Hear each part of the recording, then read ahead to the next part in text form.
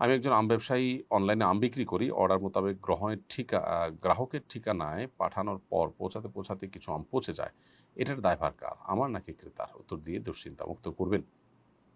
দেখুন, পৌঁছায় দেওয়ার দায়িত্ব এটা যদি আপনার থাকে তাহলে পচে যাওয়া আমগুলোর দায়িত্ব আপনার।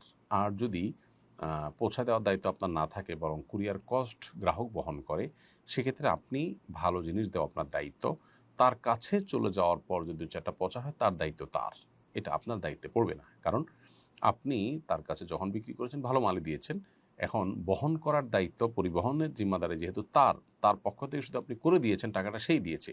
তাহলে সেক্ষেত্রে পরিবহনকালীন সময় নষ্ট হলে এটা আপনার উপরে দায় বর্তাবে হবে না। এমনি রাকিব, আপনি লিখেছেন, আমি প্রবাসে থাকি, আমার সাথে কিছু হিন্দু বা বেনামাজি থাকে, তাদের হাতের রান্না খাওয়া যাবে কিনা?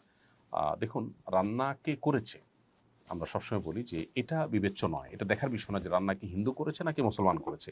রান্না করা খাবারটা কার বাসায় খাচ্ছেন, মুসলমানের বাসা না হিন্দুর বাসা, এটাও দেখার বিষয় নয়। দেখার বিষয় হলো যে রান্নাটা হালাল কিনা। হালাল রান্না যদি হয় বা খাবারটা যদি হালাল হয়, তাহলে সেক্ষেত্রে হিন্দু রান্না করলেও সেটা হালাল। আর যদি হারাম হয়, তাহলে কোনো মসজিদের ইমাম সাহেব রান্না করলেও সেটা হারাম হবে। বিষয় হলো যে খাবারটা হালাল কিনা সেটা বিবেচনা করা। লিচু ব্যবসায়ীদের অভ্যাস হলো পরিমাণে কম দেয়া। ১০০ লিচু কিনে বাসায় এলে দেখা যায় মাত্র ৯০টি আছে। এরপরে ব্যবসায়ীদের উদ্দেশ্যে কিছু বলুন। যদি ১০০ লিচু বিক্রি করা হয় তাহলে ১০০ই দিতে হবে, ৫০টি বিক্রি করলে ৫০টিই দিতে হবে। ৫টি বা ১০টি কম দেওয়া এটা অবশ্যই গুনাহের কথা। আপনি যদি বলেন যে সবাই এভাবে বিক্রি করেন, কেউ ৫টা বা ১০টা পরিপূর্ণ করে দেন না, বরং এটা কম রেখেই দেন, তাহলে সেক্ষেত্রে আপনি আপনার কাস্টমারদেরকে বলবেন, ভাই অন্যরা এভাবে করে, আমি এটা করি না, এজন্য আমাকে দাম এত দিতে হবে।